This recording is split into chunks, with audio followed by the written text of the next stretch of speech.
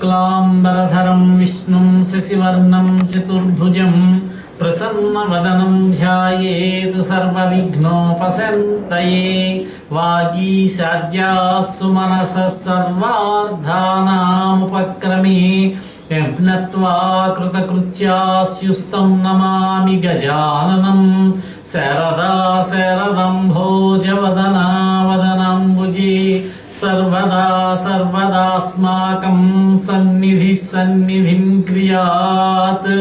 व्यासं वसिष्ठनप्तारं शक्तेः पौत्रमकल्मषं पराशरात्मजं वन्दे सुखतातं तपोनिधिं। व्यासाय विष्णुरूपाय व्यासरूपाय विष्णवे नमो वै ब्रह्मनिधये वासिष्ठाय नमो नमः। अचतुर्वदनो ब्रह्मा विबाहुरपरो हरिः अफाललोचनः शम्भुर्भगवान् बादरायणः। शान्ताकारं भुजगशयनं पद्मनाभं सुरेशं विश्वाकारं गगनसदृशं मेघवर्णं शुभाङ्गं लक्ष्मीकान्तं कमलनयनं योगिहृद्यानगम्यं वन्दे विष्णुं भवभयहरं सर्वलोकैकनाथम्। वसुदेवसुतं देवं कंसचाणूरमर्दनं देवकी परमानन्दं कृष्णं वन्दे जगद्गुरुं। सदाशिवसमारम्भां शङ्कराचार्यमध्यमाम् अस्मदाचार्यपर्यन्तां वन्दे गुरुपरम्परां। శ్రీ గురుభ్యో నమః. సభాయై నమః. భక్త మహాశయులందరికీ కూడా 4వ రోజు ఉపన్యాసానికి ఆహ్వానం పలుకుతూ ఉన్నాను. భాగవత సప్తాహం 4వ రోజు కార్యక్రమంలోనికి వచ్చాము.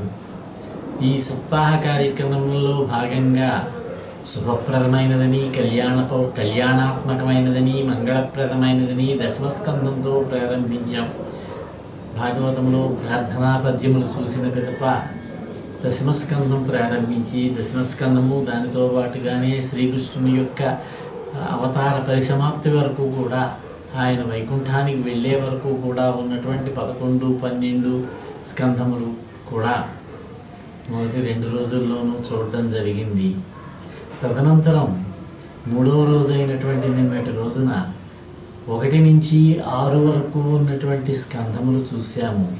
ఈ స్కంధములు ఏమిటంటే భాగవతం యొక్క ప్రారంభము, భాగవతం యొక్క మాహాత్మ్యము, నారదుని యొక్క పూర్వజన్మ వృత్తాంతములు, తదుపరి శ్రీ మహావిష్ణువు యొక్క 51 అవతారములు, ఇవన్నీ కూడా చూసిన పిదప కొందరు భక్తుల యొక్క శ్రీ మహావిష్ణువు యొక్క అవతారములు, ఆ విశేషములన్నీ కూడా చూసాం. అందులో ఎక్కువ భాగం తత్వం ఉంటుంది. ఏ విధంగానంటే బ్రహ్మదేవుడికి నారదుడికి మధ్యలో జరిగినటువంటి సంభాషణ, అదేవిధంగా రఘుగణుడనేటువంటి మహారాజుతో జడభరతుడికి జరిగినటువంటి సంభాషణ, యోగశాస్త్రం యొక్క చర్చ, అలాగే కపిలుడు దేవహూతికి చెప్పినటువంటి బోధ, అదేవిధంగా నారద మహర్షి ఋతుచక్రవర్తికి చెప్పినటువంటి తత్వోపదేశం, ఇవన్నీ కూడా తత్వశాస్త్రానికి సంబంధించినటువంటివి. భక్తులైన వారు చదువుకుంటూ వెళ్ళినట్లయితే భాగవతాన్ని ఆ తత్వం అంతా అర్థం చేసుకుంటూ వెళ్ళచ్చు. దాన్ని ఉపన్యాస రూపంలో చెప్పేటప్పుడు ఏమవుతుందంటే తత్వం చెప్పాలంటే చెప్పేవాడికి ఇబ్బందే, వినేవారికి కూడా అర్థం చేసుకోవడంలో కొంచెం ఇబ్బందులు ఉంటాయి. అందులో ఉన్నటువంటి ఇబ్బంది అది. ఏదైనా మనం ఒక కథని పట్టుకున్నట్టయితే కథావస్తువు నడిపించుకుంటూ వెళ్ళినట్టయితే ఆ ఉపన్యాసం వినడానికి ఇంపుగా ఉంటుంది. అందుచేతనే నిన్న కొంచెం అక్కడికి వీలైనంత వరకు కూడా మొదటి 6 స్కంధములలో ఉన్నటువంటి ఇంచుమించుగా అన్ని విషయములు కూడా స్పృశించడం జరిగింది. ఆ చెప్పే ఇప్పుడు ధ్రువ చరిత్ర ఉన్నది, దాన్ని విపులంగా చెప్పుకుంటూ వెళ్ళవచ్చును. కొంచెం ఒక్కొక్క చోట అజామిడోపాఖ్యానం, ఇటువంటివన్నీ కూడా క్లుప్తంగా చూసుకుంటూ వెళ్ళి ఇప్పుడు ఇక మనకి 7, 8, 9 స్కంధములు మిగిలాయి. ఇక్కడనే మనకి పట్టైనటువంటి భాగములన్నీ వస్తాయి. 7వ స్కంధంలో వరాహావతారం చూసాం మనం. యజ్ఞవరాహస్వామి అవతారం సంబంధించిన విశేషం 3వ స్కంధంలో వచ్చింది. 7వ స్కంధంలో నృసింహావతారం ఉన్నది. 8వ స్కంధంలో వామనావతారం ఉన్నది, మత్స్యావతారం ఉన్నది. 9వ స్కంధంలో రామావతారం, పరశురామావతారం ఉన్నాయి. కూర్మావతారం కూడా మనకి 8వ స్కంధంలో వస్తుంది. ఇక మిగిలినటువంటివి భాగవత రచనకి జరగనటువంటి ఉన్నాయి. బుద్ధావతారము, కల్కి అవతారము. కాబట్టి వాటి ప్రస్తావన ఇందులో రాదు. అది తర్వాత జరిగే కలియుగం ప్రారంభమైనటువంటి పెదవ జరిగినటువంటి వృత్తాంతములు. కల్కి అవతారం ఇంకా ముందు జరగవలసి ఉన్నది, కలియుగాంతంలో జరుగుతుందని చెప్పారు భాగవత రీత్యా. ఈ విధంగా అవతారములు చూసి భగవద్భక్తులైనటువంటి గజరాజు యొక్క కథావృత్తాంతము, ప్రహ్లాదుడి యొక్క చరిత్ర, అదేవిధంగా వామనావతారంలో బలిచక్రవర్తి చరిత్ర, ఇవన్నీ కూడా ముందు రాబోతున్నాయి. వాటినన్నింటినీ కూడా విపులంగా చూసేటటువంటి ప్రయత్నం చేద్దాం. ఈ రోజున 7వ స్కంధాన్ని ప్రారంభించుకుందాము. తదనంతరము ఇక్కడ మనం శ్రీమద్భాగవత కథా వృత్తాంతాన్ని చూసినట్లయితే ఇందులో పరీక్షిత్ మహారాజుకి సుఖ మహర్షి భాగవతాన్ని చెప్పారు. అదే వృత్తాంతాన్ని, అదే భాగవతాన్ని సూత మహర్షి సౌనకాది మహర్షులకు చెబుతూ ఉన్నారు. అక్కడ సౌనకాది మహర్షులు వింటూ ఉన్నటువంటి వారికి సందేహాలు కలుగుతున్నాయి. వాటిని సూత మహర్షి నివృత్తి చేస్తున్నారు. అదేవిధంగా శ్రోత అయినటువంటి పరీక్షిత్ మహారాజు కలిగేటటువంటి సందేహాలను సుఖ మహర్షి నివృత్తి చేస్తూ పెడుతూ ఉన్నారు. ఇది ఒక చర్చలాగా వీరు ప్రశ్న అడగడం, వారు సమాధానం చెప్పడం, ఆ విధంగా నడుస్తూ ఉన్నది. అనేక సందేహాలు కలుగుతున్నాయి పరీక్షిత్తుకి. ఆయన భక్తిభావంతో, తన్మయత్వంతో వింటూ ఉన్నాడు భాగవత పురాణాన్ని. సుఖమహర్షి భక్తిభావంతో చెబుతూ ఉన్నారు. చెప్పుకున్నాం, భక్తితోటే భాగవతం చదవాలి, భక్తితోటే భాగవతం వినాలి, భక్తితోటే భాగవతం చెప్పాలన్నారు పెద్దలు. కాబట్టి భాగవతం వింటే మన జీవితం బాగవుతుందన్నారు. ఎందుచేతనంటే మనలో క్రమక్రమంగా వినగా భగవంతుని యందు భక్తిభావం పెరుగుతుంది, కలుగుతుంది అనకూడదు. ఎందుచేతనంటే ఇప్పటికే భక్తి ఉన్నది, అది ఒక క్రమ పద్ధతిలో పెరుగుతుంది. శ్రీ మహావిష్ణువు యందు భక్తి కలుగుతుంది.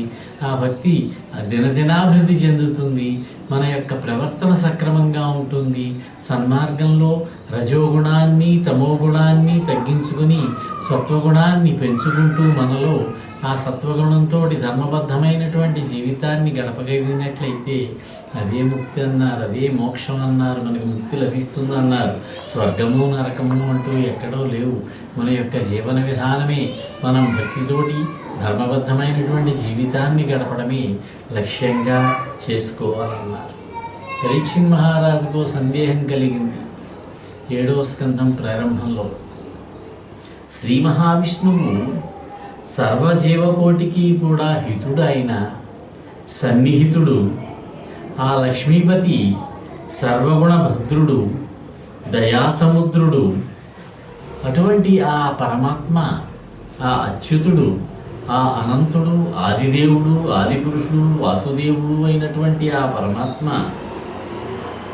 కేవలం దేవేంద్రుని కోసం రాక్షసరాజులని విరోధిలాగా వెదకి సంహరించాడే. శ్రీ మహావిష్ణువు పక్షపాతం కలిగిన వాడా? దేవతలంటే పక్షపాతం ఉన్నదా? రాక్షసులను సంహరించాడు, రాక్షస సంహారం చేశాడు. ముఖ్యంగా దేవేంద్రుడికి ఉపకారం చేయడం కోసం రాక్షసులను హతమార్చడం వల్ల ఆ పరమాత్మకి అదనంగా వనగూరేదేమున్నది? ఆయనకి లోటు లేదు, ఏ విధమైనటువంటి వెలితి లేదు. దేవతలకు ఉపకారం చేయడం వల్ల ఆయనకి అదనంగా కలిసి వచ్చేదేమీ లేదు. మోక్షప్రదాత, సకల వరప్రదాత, త్రిగుణాలకు అతీతుడు, విశ్వవిఖ్యాతుడు అయినటువంటి ఆ శ్రీ మహావిష్ణువుకి రాక్షసుల వల్ల భయము లేదు, రాక్షసుల యందు విరోధము లేదు. మరి ఎందుచేత? వారి మీద పగ కూడా లేదు ఆయనకి. మరి అటువంటి నిత్య నిరంజనమూర్తి అయినటువంటి ఆ శ్రీ మహావిష్ణువు రాక్షసులను అంతం చేయడం, అమరులను ఆదరించడం చాలా విచిత్రంగా ఉంది. ఏమిటి దీనికి కారణము అని అడిగాడు. చాలా విచిత్రమైనటువంటి ప్రశ్న ఇది. శ్రీ మహావిష్ణువు పనిగట్టుకుని రాక్షసులను ఎందుకు సంహరిస్తాడు? దానికి సమాధానం చెప్పాలి ఇప్పుడు శుక మహర్షి. రాజా, నువ్వు అడిగినటువంటి ప్రశ్న చాలా ఉత్తమోత్తమైనటువంటి ప్రశ్న అయ్యా. ఇది వివరించదగినటువంటి ప్రశ్న. లక్ష్మీనాథుడైనటువంటి శ్రీ మహావిష్ణువు యొక్క చరిత్ర చాలా విచిత్రంగా ఉంటుంది, మహా విచిత్రమైనటువంటిది. అదేవిధంగా పరమ పవిత్రమైనటువంటిది. శ్రద్ధగా వినాలి, ఆయన యొక్క తత్వాన్ని అర్థం చేసుకోవాలి. ఆ విష్ణు భక్తుల యొక్క కథలు విన్నట్టయితే వారి యొక్క మనస్సులు ఇప్పుడే చెప్పుకున్నట్లుగా పవిత్రాలు అవుతాయి, ప్రశాంతత వస్తుంది, చిత్తము శాంతిని పొందుతుంది. భక్తులకి భగవంతుని యందు, శ్రీ మహావిష్ణువు యొక్క పాదపద్మముల యందు నిలుస్తుంది మన యొక్క మనస్సు. ఆయన యందు భక్తి నిలబడుతుంది. శ్రీ మహావిష్ణువుకు సంబంధించినటువంటి కథలు భక్తి ప్రధానమైనటువంటివి, ముక్తిని ప్రసాదించేటటువంటివి. అవి మునీశ్వరుల వల్ల మధురంగా, మహనీయంగా భావించబడ్డాయి, భక్తిభావంతో చెప్పబడతాయి. ఇంకొక విషయం, భాగవతం మనకి సంబంధించింది కాదన్నారు పెద్దలు. ముముక్షువులైన వారికి సంబంధించినదట, జ్ఞానులైనటువంటి వారికి సంబంధించినదట, యోగులైనటువంటి వారికి సంబంధించినదట. అందుకే భాగవతంలో ప్రతి అధ్యాయానికి చివరిలో రాస్తారు, ఇది శ్రీ మహాభాగవతే పారమహంస్యాం సంహితాయాం వైయాసిక్యాం అంటారు.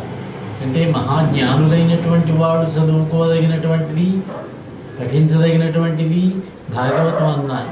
వాళ్ళు శ్రీ మహావిష్ణువు యొక్క ఈ లీలా విశేషాలని మనం ఈ గోపికల రాసక్రీడలు ఇవి చూస్తే మామూలుగానే అర్థం చేసుకోగలుగుతాం. అదే జ్ఞానులైన వారైనట్టయితే దాని యందు రమిస్తారట, ఆనందాన్ని పొందుతారట. ఆ శ్రీ మహావిష్ణువు యందు చిత్తాన్ని లగ్నం చేసి వాళ్ళు అందులో ఆయన యొక్క లోకంలో విహరిస్తూ ఉంటారట జ్ఞానులైనటువంటి వాళ్ళు. అటువంటి వాళ్ళది భాగవతం అన్నారు. తత్వశాస్త్ర గ్రంథం ఇది, భక్తి శాస్త్ర గ్రంథం ఇది. గోలోకంలో ఉంటాడట శ్రీకృష్ణ పరమాత్మ, రాధాదేవితో కలిసి విహరిస్తూ ఉంటాడట. ఆ వాసులైనటువంటి రాధాకృష్ణులని పూజిస్తూ వారి యందు తమ యొక్క మనసులను లగ్నం చేసి ఆనందంగా రమిస్తూ ఉంటారట యోగులైనటువంటి వాళ్ళు, జ్ఞానులైనటువంటి వాళ్ళు. అది భాగవతం యొక్క విశేషమన్నారు. మహనీయులైనటువంటి వాళ్ళు ఈ భాగవతాన్ని చదివి ఆనందాన్ని పొందుతూ ఉంటారు.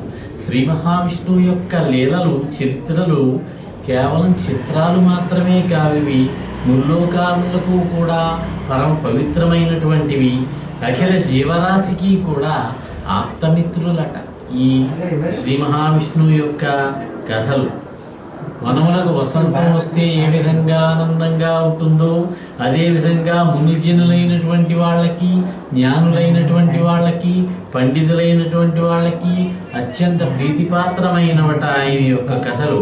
సంసార బంధాలను అవలీలగా ఛేదించేస్తాయట శ్రీ మహావిష్ణువు యొక్క లీలలు. వ్యాస మహర్షి చేత రచించబడినటువంటిది ఈ మహాభాగవతము. శ్రీ మహావిష్ణువు ఇటువంటి వాడు అని మనం తెలుసుకోవడానికి సాధ్యం కానటువంటిది. శ్రీ మహావిష్ణువు యొక్క లీలలను మనం గ్రహించడం అంత సామాన్యమైనటువంటి పని కాదు. ఆయన యొక్క తత్వం ఎవరికీ కూడా అంతుపట్టదట. ఆయనకు గుణములు లేవు, వికారములు లేవు. ఈ రెండింటికి కూడా అతీతుడైనటువంటి వాడు ఆయన. జీవ ప్రకృతికి అంటకుండా ఉంటాడట ఆయన. లోకంలోనే ఉంటాడు, లోకానికి అంటకుండా ఉంటాడట ఆయన.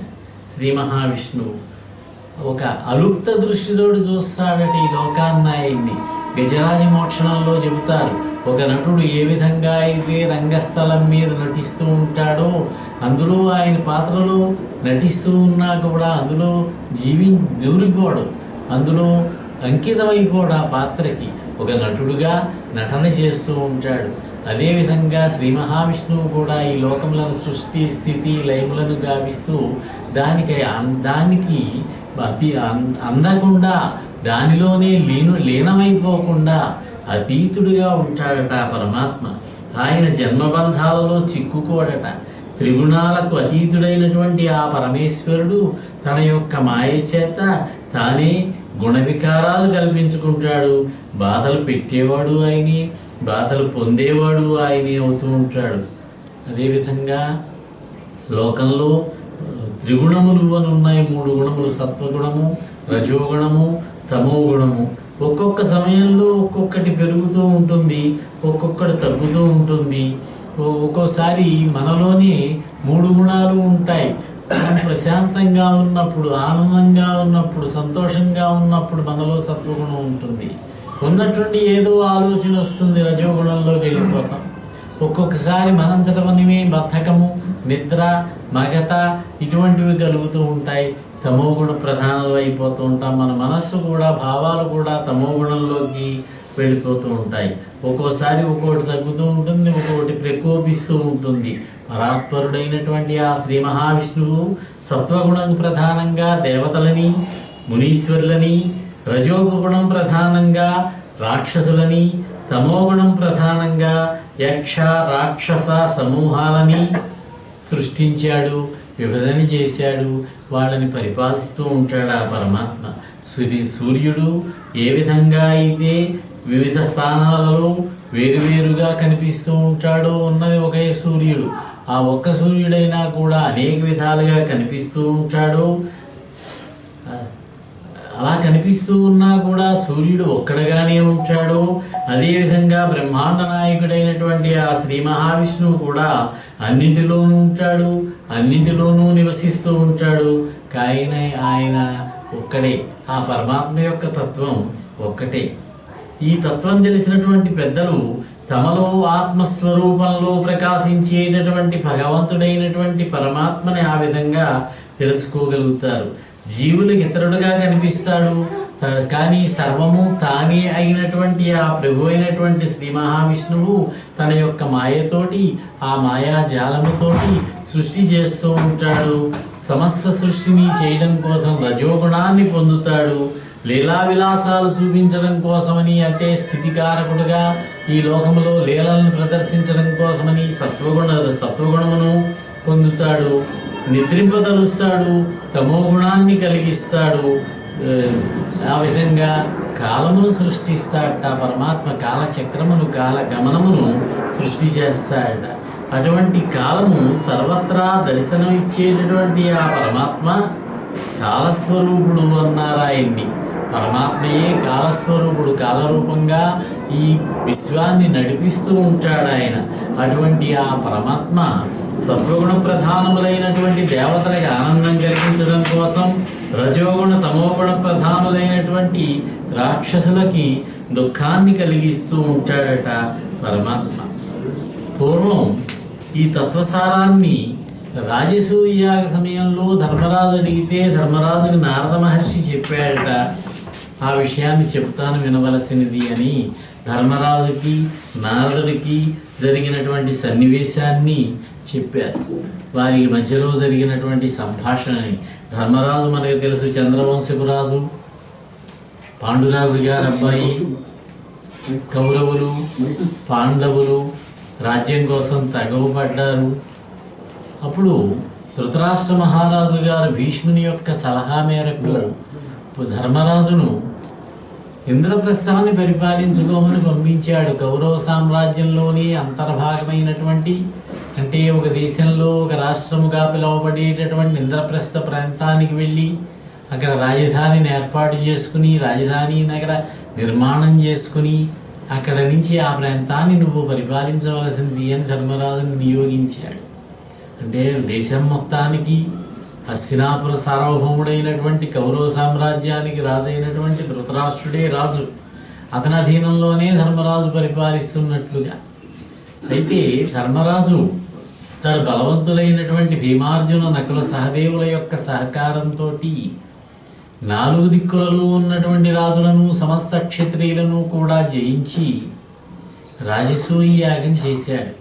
శ్రీకృష్ణ పరమాత్మ యొక్క సంపూర్ణ సహకారంతో రాజసూయ యాగం జరిగింది. దానికి సమస్త రాజులు వచ్చారు. ప్రపంచంలో ఉన్న రాజులంతా వచ్చారట, కప్పములు చెల్లించారట. ధృతరాష్ట్రుడు వచ్చాడు, దుర్యోధనుడు వచ్చాడు, కర్ణుడు వచ్చాడు, భీష్మ ద్రోణులు వచ్చారు. రాజసూయాగం చాలా ఘనంగా అంగరంగ వైభవంగా జరిగింది. అనేక మంది రాజులు కప్పాలు తీసుకుని వచ్చారట, అక్కడ వడ్డములు చేశారట, వాళ్ళు భోజనం చేసేవాళ్ళు. ఆ విధంగా తమ సేవలను అందించారు వాళ్ళు ధర్మరాజు గారి యొక్క రాజసూయ యాగంలో. ఈ రాజసూయ యాగం పెద్దగా ఎవరూ చేసేవాళ్ళు కాదు, కొంతమంది రాజులు చేశారు. కానీ ఒకప్పుడు హరిశ్చంద్రుడు చేశాడట. దానివల్ల అష్ట కష్టాలు పడ్డాడట. తన భార్య నమ్ముకోవలసి వచ్చింది. అరణ్యంలో చాలా కష్టాలు పడ్డాడు. తనను తాను కాటికాపరిగా మారేటటువంటి పరిస్థితికి వచ్చాడు. అందుచేత పెద్దగా ఎవరూ చేసేవారు కాదంటారు. అయితే ఇప్పుడు ధర్మరాజు చేశాడు. ఎందుచేత చేశాడంటే, ఒకసారి నారద మహర్షి వచ్చి, ధర్మరాజా, నేను నరకలోకంలో మీ నాన్నగారు కనిపించారయ్యా, యముడి యొక్క సభలో ఉన్నాడు ఆయన. అలాగే స్వర్గలోకానికి వెళ్ళాను, అక్కడ హరిశ్చంద్రుడు కనిపించాడు. ఇంద్రుడి పక్కన కుర్చీ వేసుకుని సింహాసనం పక్కని ఉన్నతాసనం వేసుకుని అక్కడ కూర్చుని ఉన్నాడు అన్నాడు. ధర్మరాజుకు సందేహం కలిగింది. అదేమిటండి, హరిశ్చంద్రుడేమో స్వర్గంలో ఉండడం ఏమిటి ఇంద్రుడి పక్కని, మిగిలిన రాజులతో పాటుగా మా తండ్రి గారేమో నరకంలో ఉండడం ఏమిటి, నాకు కొంచెం సందేహంగా ఉంది, చెప్పండి అని అడిగాడు. అప్పుడు ధర్మరాజా, అదే చెప్పడానికి వచ్చానయ్యా, మీ నాన్నగారు అదే చెప్పమన్నారు. రాజసూయ యాగం చేస్తే స్వర్గలోకవాసం కలుగుతుంది. మామూలుగా రాజ్య పరిపాలన చేస్తే రాజ్యాంతే నరకం ధ్రువం, నరకానికి వెళ్ళి కొంతకాలం అక్కడ ఉండవలసి వస్తుంది. హరిశ్చంద్రుడు రాజసూయ యాగం చేశాడు కాబట్టి ఆయనకి స్వర్గలోకవాసం వచ్చింది. మీ నాన్నగారు నాకు చెప్పి కబురు పంపించారు, మీకు చెప్పమన్నారు. సమర్థులైనటువంటి వాళ్ళు 5 నా కుమారులు ఉన్నారు, వాళ్ళు పరాక్రమవంతులు. వాళ్ళ చేత రాజసూయ యాగం చేయిస్తే నాకు ఉత్తమ గతులు కలుగుతాయి. కాబట్టి మా అబ్బాయి, పెద్ద అబ్బాయి ధర్మరాజు చేత రాజసూయ యాగం చేయమని మీరు చెప్పవలసింది అని నాకు చెప్పి పంపాడయ్యా అన్నాడు. ధర్మరాజుకు రాజసూయ యాగం చేయాలని సంకల్పం కలిగింది. అయితే దీన్ని నిర్ణయించవలసినటువంటి వాడు శ్రీకృష్ణ పరమాత్మ ద్వారకా నగరంలో ఉన్నాడు. తమ్ముళ్ళని అడిగాడు, మంత్రులను అడిగాడు. అంతా కూడా మహారాజా, మీరు రాజసూయ యాగం చేయగలరు, చెయ్యండి, చాలా మంచిది అని చెబుతున్నారు. కానీ ధర్మరాజు వింటున్నాడు కానీ ఏమీ మాట్లాడడం లేదు, అలా విని ఊరుకుంటున్నాడు. వెంటనే సారథిని పిలిచి, అతని ఒక సారథున్నాడు ఇంద్రద్యుమ్నుడు అని, నీవు వెంటనే వెళ్ళి శ్రీకృష్ణుల వారిని నేను త్వరగా రమ్మన్నానని చెప్పి తీసుకుని రా అన్నాడు. ఆ ఇంద్రద్యుమ్నుడు వెళ్ళాడు. శ్రీకృష్ణుడు ఇంద్రసేనుడు అతని పేరు. శ్రీకృష్ణుడిని ధర్మరాజు సందేశం చెప్పి వెంటనే పిలుచుకుని వచ్చాడు, తీసుకుని వచ్చాడు. వచ్చినటువంటి శ్రీకృష్ణుడిని గౌరవించి సమ్మానించి ఆదరించి, కృష్ణ, రాజసూయ యాగం చేయమని నారదుల వారు చెప్పారు, ఏం చేయమంటావు, నీ ఇష్టం, నువ్వు చెప్పిన ప్రకారం నేను నడుచుకుంటానన్నాడు. మహారాజా, నువ్వు తప్పక రాజసూయ యాగం చేయవలసినదే, అందుకు సమర్థుడవే నువ్వు. కానీ ఇందులో ఒక ఇబ్బంది ఉన్నది. దేశంలో ఉన్నటువంటి ఈ ప్రపంచంలో ఉన్నటువంటి సమస్త రాజులను జయించిన వాడే రాజసూయ యాగం చేయగలుగుతాడు, సమ్రాట్ అని పిలిపించుకోగలుగుతాడు. అప్పుడే రాజసూయ యాగం చేయడానికి అవకాశం వస్తుంది. ఇక్కడ ఉన్నటువంటి రాజులందరినీ జయించవచ్చు కానీ ఒక్క జరాసంధుడిని జయించడం కష్టం. ముందు అతన్ని కనుక జయించగలిగినట్లయితే మనకి చాలా సగం పని అయిపోయినట్లేనన్నాడు. భీముడును అర్జునుడిని తీసుకుని వెళ్ళాడు, జరాసంధుడితో యుద్ధాన్ని కోరాడు. భీముడి చేత వధింపజేశాడు. 13 రోజుల యుద్ధంలో 13 రోజులు మల్ల యుద్ధం జరిగింది వారిద్దరికి, భీమ జరాసంధుడికి. తర్వాత తూర్పు దిక్కుకు భీముడు వెళ్ళాడు దండయాత్రలకి, దక్షిణ దిక్కుకు సహదేవుడు వెళ్ళాడు, పశ్చిమ దిక్కుకు నకులుడు వెళ్ళాడు, ఉత్తర దిక్కుకు అర్జునుడు వెళ్ళాడు. 4 దిక్కులకు 4 సోదరులను పంపించాడు ధర్మరాజు. ఉత్తర దిక్కుకు వెళ్ళినటువంటి ఆ అర్జునుడు ఉత్తర కురుభూముల వరకు, అంటే స్వర్గలోక ద్వారం వరకు కూడా వెళ్ళాడట.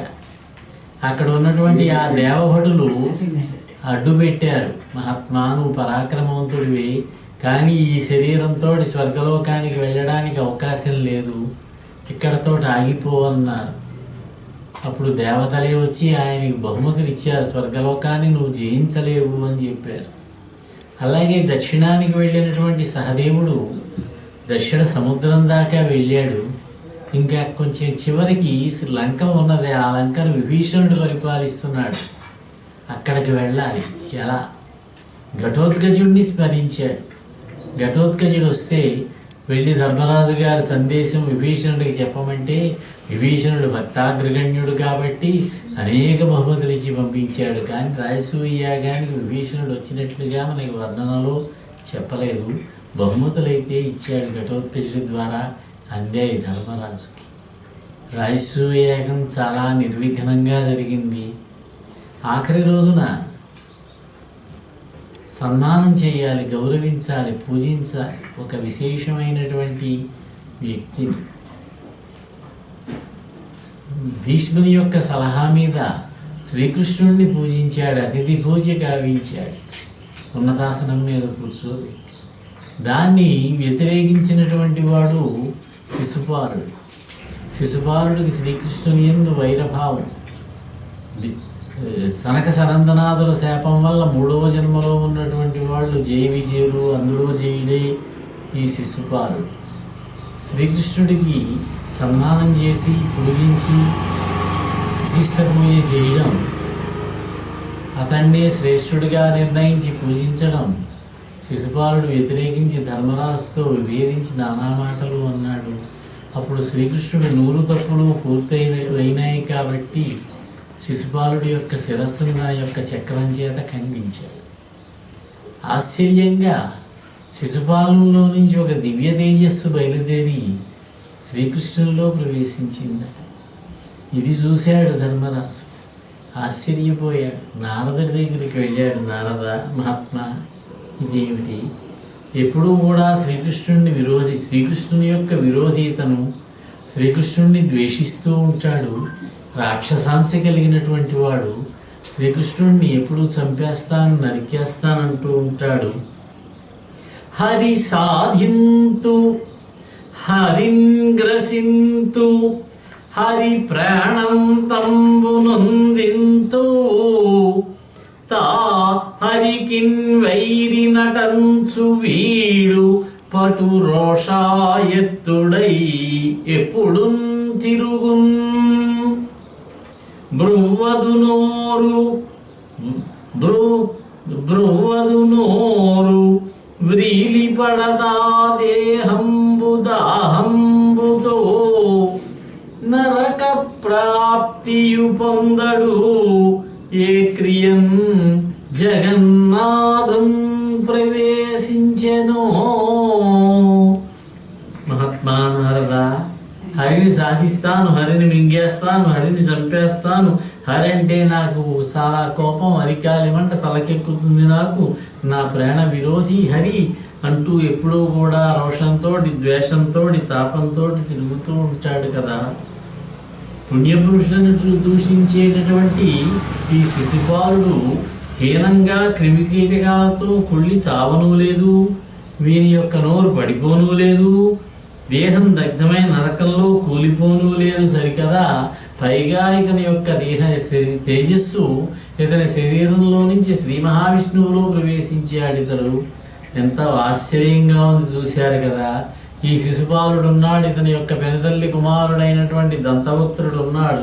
వీరిద్దరూ కూడా నిరంతరము కూడా నీరజాక్షుడైనటువంటి ఆ శ్రీ మహావిష్ణువు యొక్క అవతారమైనటువంటి శ్రీకృష్ణుణ్ణి దూషిస్తూ ఉంటారు, నిందిస్తూ ఉంటారు. ఆ మాటలు వినయలేకపోయేవాళ్ళం మనం. ఇటువంటి పాపాత్ముడు ఈ రోజున ఇంతమంది చూస్తూ ఉండగా ముక్తి సామ్రాజ్యమైనటువంటి విష్ణు సాయుధ్యాన్ని ఏ విధంగా అందుకోగలిగాడు? ఇది ఎలా సాధ్యమైంది? మహర్షి, నా సంశయాన్ని తీర్చవలసినది అన్నాడు. ధర్మరాజు నారదుడిని అడిగాడు ఈ ప్రశ్న. అప్పుడు నారదుడు చెబుతున్నాడు, ధర్మరాజా, దూషణ భూషణలు, తిరస్కార పురస్కారాలు, ఈ మెచ్చుకోవడాలు, ద్వేషించడాలు, తిట్టుకోవడాలు ఇవన్నీ కూడా ఈ దేహానికే ఉంటాయి కానీ ఆత్మకేవి అంటవయ్యా. ఈ శరీరం మీద ఉండేటటువంటి అమితమైనటువంటి మమకారం వల్ల దండనము, ఖండనము, కటుభాషణము ఇటువంటివి మనకి హింసగా అనిపిస్తాయి.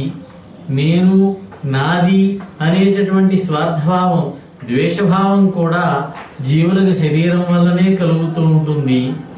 అసలు అభిమానం అనేదే బంధానికి కారణం, అభిమానం అనేదే బంధ కారణం. నిరభిమానుడై సంహారక్రియ చేసినా కూడా ఏ విధమైనటువంటి అభిమానము లేకుండా సంహారం చేసినా కూడా అది సంహారము కాదు, దానివల్ల పాపము రాదన్నట్ట. నిమిత్త మాత్రుడుగా ఉండి ఏ విధమైనటువంటి దేహాభిమానము లేకుండా సంహారం చేసినా కూడా తప్పు లేదన్నారు. ఉదాహరణకి వ్యవసాయం చేస్తాడు రైతు, పొలాన్ని దున్నుతూ ఉంటాడు. ఆ నాగలి యొక్క దానికి తగులుకొని కొన్ని జీవులు మరణిస్తూ ఉంటాయి. అదేవిధంగా స్త్రీలు వంట చేస్తారు, ఇంటి పనులు చేస్తారు. ఈ పనులు చేసేటప్పుడు కొంత జీవహింస జరుగుతూ ఉంటుంది. రోకలతో దంచేటప్పుడు, తిరగలతో విసిరేటప్పుడు ఆ జీవహింస నిమిత్త మాత్రంగా చేస్తారు. కాబట్టి ఇది అహింసే కానీ ఇది హింస కాదు, దీనివల్ల పాపం రాదు అన్నారు.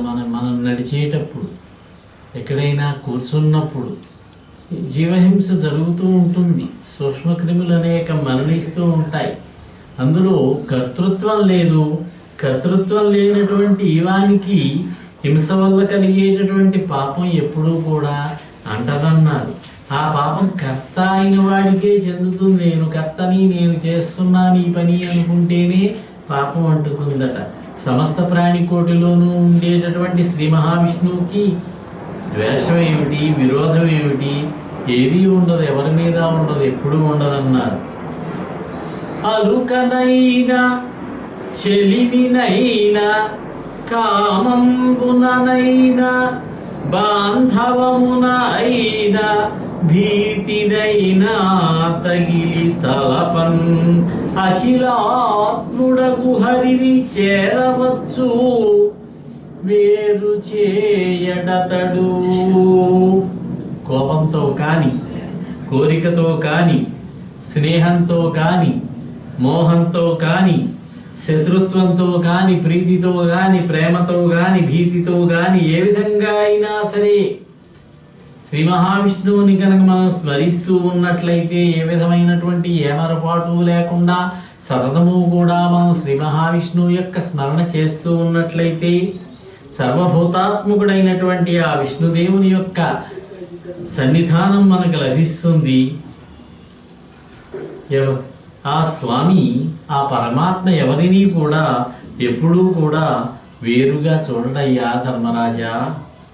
వైరానుబంధంబున చేరిన చందంబున, నారదుడు ఇంకో మాట చెబుతూ ఉన్నాడు. యుధిష్ఠిరా, వైరానుబంధంబున చేరిన చందమున విష్ణుని చిరతర భక్తిం చేరగరాదని తోచును. నారాయణ భక్తి యుక్తి నా చిత్తమునన్. నాకేమనిపిస్తుందంటే ధర్మరాజా, శ్రీ మహావిష్ణువుని విశృంఖలమైనటువంటి విరోధంతో చేరడమే తేలికేమో అనిపిస్తుంది. భక్తితో చేరడం కొంచెం కష్టమేమో అనిపిస్తోంది. అనురాగంతో చేసేటటువంటి ఆరాధన కంటే ద్వేషంతో భగవంతుడి యొక్క సారూప్యాన్ని తేలిగ్గా పొందవచ్చేమో అని అనిపిస్తుందయ్యా అన్నాడు. అంటే విరోధంతో కూడా పరమాత్మని చేరవచ్చట.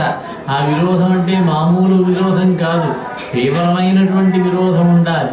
హిరణ్యకశిపుడికి శ్రీ మహావిష్ణువునందు ఉన్నటువంటి విరోధం ఉండాలి. అంత విరోధం ఉన్నట్లయితే శిశుపాలుడికి శ్రీకృష్ణుని యందు ఉన్నంతటి తీవ్రమైనటువంటి విరోధం ఉన్నట్లయితే అప్పుడు ఆ విధంగా కూడా శ్రీ మహావిష్ణువుని చేరవచ్చయ్యా అంటారు. మనకుండే విరోధం విడివిడి విరోధం. ఇది బయట దేవుడు లేడంటాడు, పరమాత్మే లేడంటాడు, నేనే గొప్పవాడిని అంటాడు. ఇంట్లో ఎవరికీ తెలియకుండా దేవుడికి దండాలు పెట్టుకుంటూ ఉంటాడు. పాపాలు తగ్గించు స్వామి, ఏదేదో మాట్లాడేశాను నేను అని.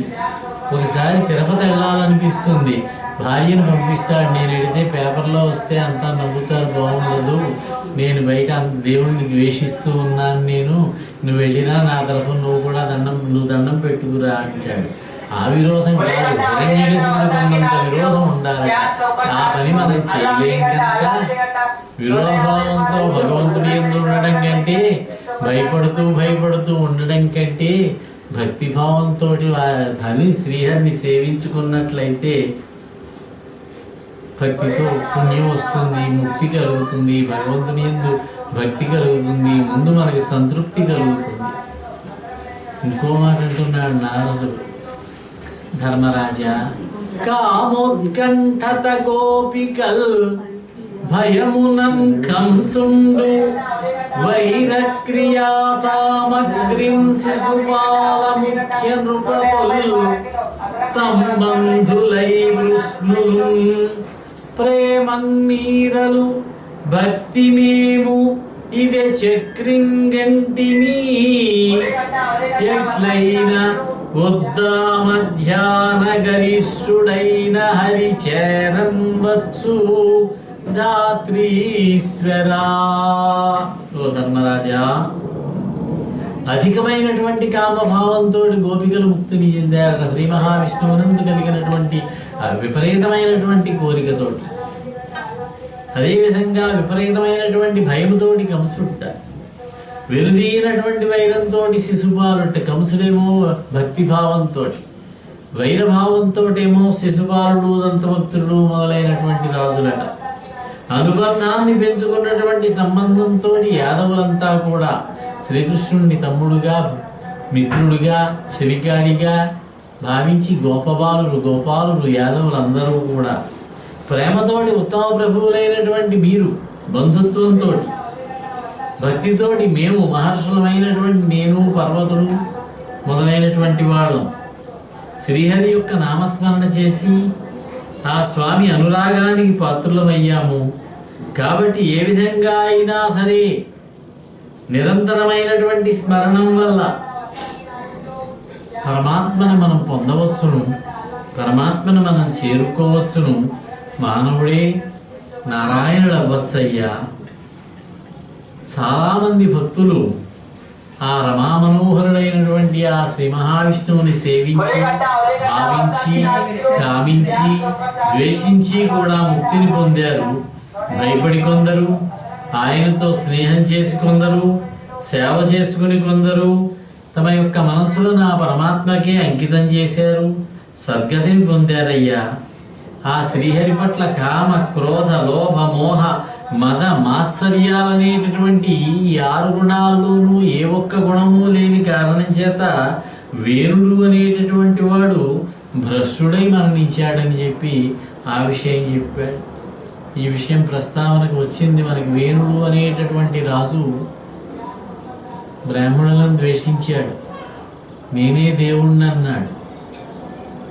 ఎందుచేతనంటే రాజైనటువంటి వాడు స్వయం విష్ణువు కాబట్టి, విష్ణు స్వరూపుడే కాబట్టి, మీరు చేసేటటువంటి యజ్ఞాల్లో ఉండేటటువంటి ఆ హవిస్సులను నాకే ఇవ్వండి అన్నాడు. దేవుడికి పూజలు చేయవద్దన్నాడు.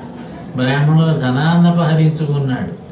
బ్రాహ్మణులంతా వచ్చి చెప్పారు, మహారాజా భగవంతుడు పూజ చేయాలి, మానవద్దు అని చెబితే వినలేదు, వితండవాదం చేశాడు. దాంతో వాళ్ళు ఒక్కసారి హుంకారం చేసేటప్పటికీ మరణించాడు. అప్పుడు ఆ వేణుడికి సంతానం లేదని, ఆ వేణుడు శరీరాన్ని మదిస్తే పుట్టినటువంటి వాడు పృథు చక్రవర్తి. ఆ పృథు చక్రవర్తి కూడా విష్ణుమూర్తి యొక్క అంశే. ఇది వేణుడి యొక్క కథ. ఇక మీ పినతల్లి కుమారుడు ఉన్నారే, శిశుపాలుడు, పినతల్లుడు కుమారుడు దంతభక్తుడు మొదలైన వాళ్ళు పూర్వజన్మలో జయ విజయులయ్యా. శ్రీహరి ద్వారపాలకులు, సనక సనందనాది మునీశ్వర్ల వల్ల శాపాన్ని పొందారు.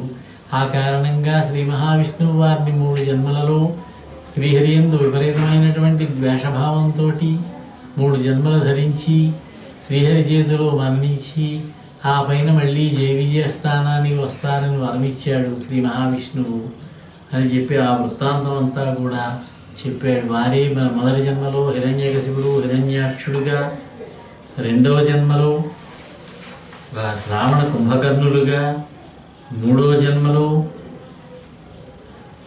శిశుపాల దంతభక్తులుగా, సనక సనందనాది మహర్షుల యొక్క శాపం చేత ఆ విధంగా జన్మించారయ్యా. రాక్షసేంద్రుడైనటువంటి హిరణ్యకశిపుడు మళ్ళీ తిరిగి వాళ్ళు విష్ణు సాహిత్యాన్ని పొందారట ఈ 3 జన్మలు అయిన తర్వాత. మొదటి జన్మలో 4వ వంతే జ్ఞానం అన్నారు. 3 వంతులు, 1 వంతే జ్ఞానం, 3 వంతుల అజ్ఞానం. అందుకే హిరణ్యకశిపుడికి వచ్చినటువంటి వాడు శ్రీహర, లేకపోతే ఏదైనా వింత జంతువా అనుకున్నాడు. రావణుడి దగ్గరికి వచ్చేసరికి సగం సగం అట, జ్ఞాన భాగం సగం ఉన్నది. రావణుడు పండితుడు, జ్ఞాని, జ్ఞానం ఉన్నవాడే, పరమేశ్వర భక్తుడు, వేదాంగాములు నేర్చుకున్నటువంటి వాడు, తపస్సుతోటి శక్తిని సంపాదించినటువంటి వాడు. రాముడు నారాయణుడా నరుడా అనే సందేహాన్ని పొందుతూ ఉండేవాడట. ఇక 3వ జన్మలో సంపూర్ణమైనటువంటి భక్తిభావమే, కానీ వైరభావంతో శ్రీకృష్ణుడు పరమాత్మని తెలిసి కూడా ఆయనతో వైరభావంతో శిశుపాలుడు దంతవృక్షాన్ని పొందారు. ఆ విధంగా శ్రీ మహావిష్ణువులో వారు లీనమయ్యారని చెప్పారు. అప్పుడు పరీక్షిత్ మహారాజు అడుగుతున్నాడు, మహాత్మా సుఖ మహర్షి, రాక్షసరాజు అయినటువంటి హిరణ్యకశిపుడు శ్రీహరి పద్మాలను ధ్యానించేటటువంటి కుమారుడైనటువంటి ఆ ప్రహ్లాదుడిని చూసి సంతోషించవలసింది పోయి ఆ బాలుడిని పట్టుకుని శిక్షించాలని ఎలా ఆలోచించాడు? తన కుమారుడిని అన్ని కష్టాలు పెట్టడానికి అతనికి చేతులు ఎలా వచ్చాయి? ఎంత రాక్షసుడైనా కొడుకును బాధించడానికి మనస్సు ఎలా ఒప్పింది? ఆ వృత్తాంతాన్ని నాకు వినిపించవలసింది. శ్రీ మహావిష్ణువు యొక్క లీలా విశేషాలను తెలిపేటటువంటి నృసింహావతారములకు సంబంధించినటువంటి ఈ లీలా విశేషములను నాకు తెలియజేయవలసింది మహాత్మా.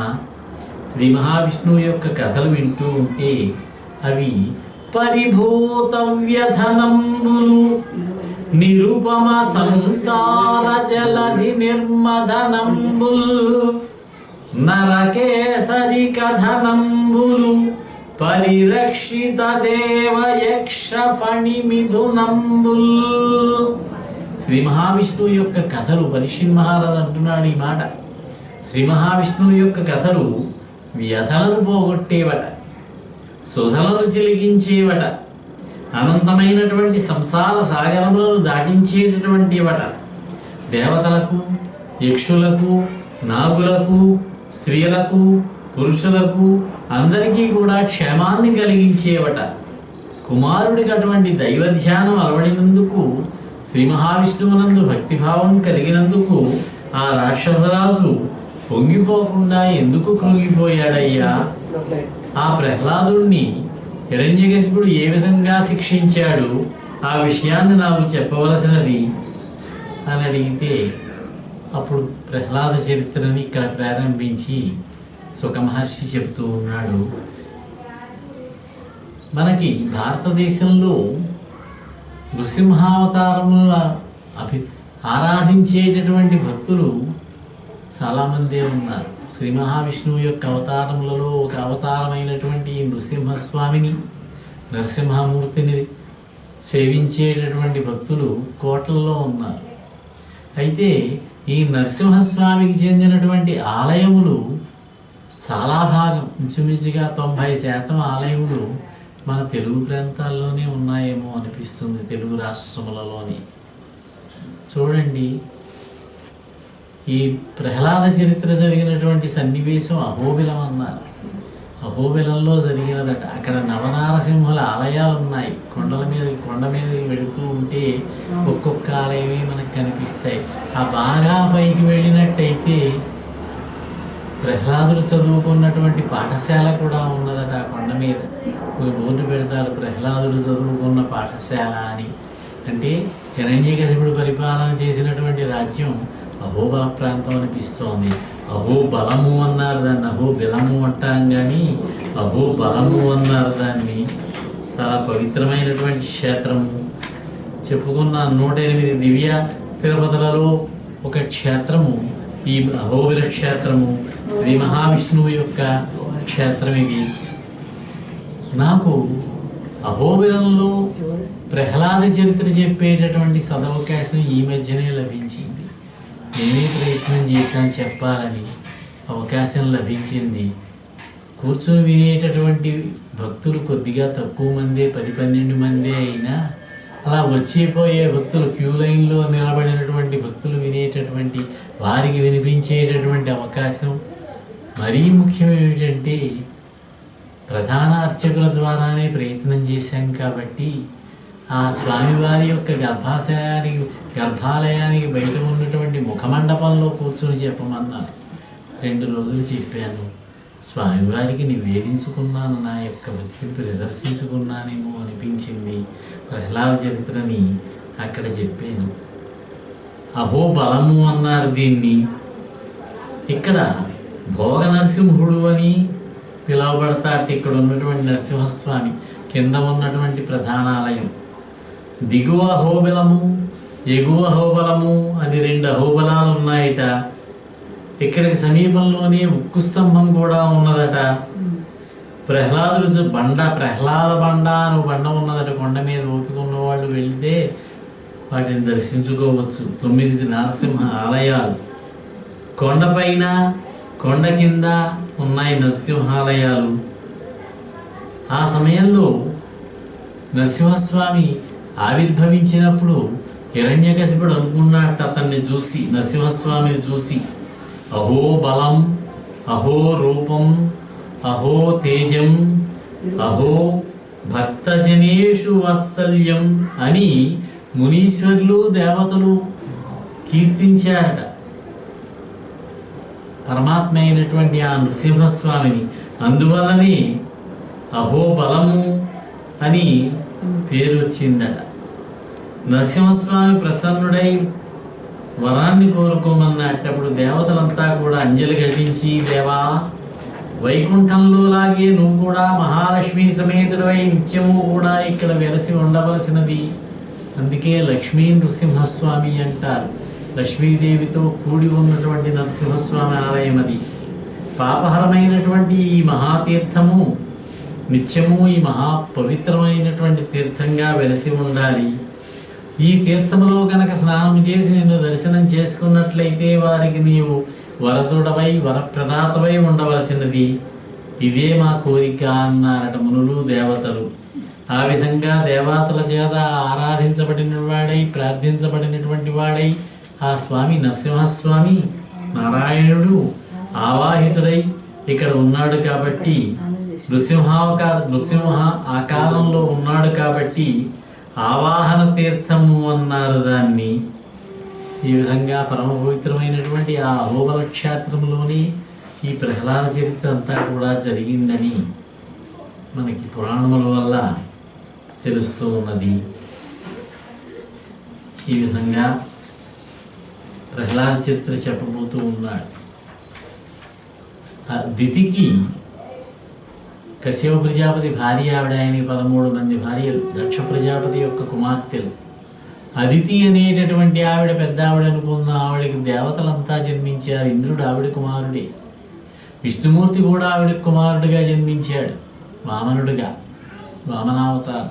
అదితి గర్భవాసంలో ఉన్నాడు ఆయన 10 నెలల పాటు.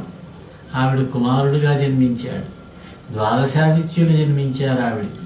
దేవతల యొక్క తల్లి అదితి, ఆదితేయులు అంటారు వాళ్ళని. ఇక రెండవ ఆవిడ దితి. దితికి అంతా దైత్యులు జన్మించారు. హిరణ్యకశిపుడు, హిరణ్యాక్షుడు మొదలైన వాళ్ళు. మరొక భార్య ధనువు అనే వాళ్ళకి దానవులు జన్మించారు, విప్రచిత్తి మొదలైన వాళ్ళు. కద్రువ అని ఒక భార్యకి సర్పజాతి జన్మించింది, సర్పములు. ధృతరాష్ట్రుడని, ఆదిశేషుడని, వాసుకి అని వీళ్ళంతా కూడా. వినత అనే ఆవిడికి అనూరుడు అని, గరుత్మంతుడని 2 పక్షులు జన్మించారు. అనూరుడు 2 అండములు జన్మిస్తే కద్రువకి సంతానం కలుగుతూ ఉన్నది. నాగులంతా జన్మిస్తూ ఉన్నారు, తనకి సంతానం కలగలేదు, గుడ్లు ఇంకా పొదగబడలేదని చెప్పి ఆవిడ ఒక గుడ్డును పగలగొట్టిందట. దానితో నడువు భాగం వరకు మాత్రమే అభివృద్ధి చెంది, కాళ్ళ భాగం అభివృద్ధి చెందినటువంటి అనూరుడు జన్మించి తల్లిని శపించాడు. నీవు నన్ను పూర్తిగా పెరగకుండా ఇలా గుడ్డును బద్దలగొట్టావు కాబట్టి నీకు నీ సవతి అయినటువంటి కద్రువుకు 500 సంవత్సరములు దాస్యం చేయవలసి ఉంటుందన్నాడు.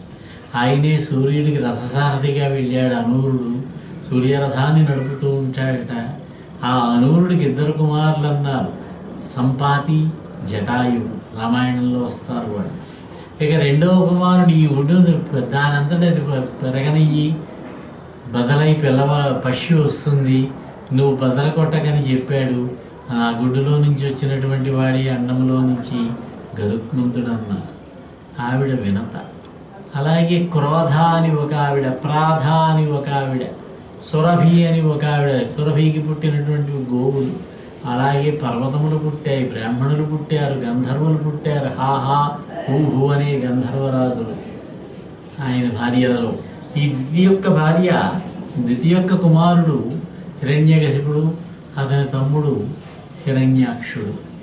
హిరణ్యాక్షుడు శ్రీ మహావిష్ణువు యజ్ఞవరాహావతారం ధరించి రసాతలంలో ఉన్నటువంటి భూమిని సంరక్షించి తీసుకుని వచ్చి ఉద్ధరించి తన యొక్క కోరల మీద నిలిపి తీసుకుని వచ్చినప్పుడు హిరణ్యాక్షుడు శ్రీ మహావిష్ణువును చూసి భీకరమైనటువంటి యుద్ధం చేశాడట.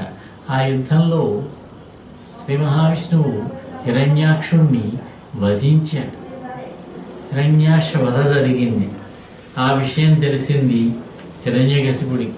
వెంటనే ఆగ్రహోదగ్రుడయ్యాడు. శ్రీహరి మీద ద్వేషాన్ని పూనాడు. తన యొక్క అనుచరులైనటువంటి దండనాయకులందరినీ కూడా, ప్రముఖ దైత్యులందరినీ కూడా, దానవులందరినీ కూడా సమావేశపరిచాడు.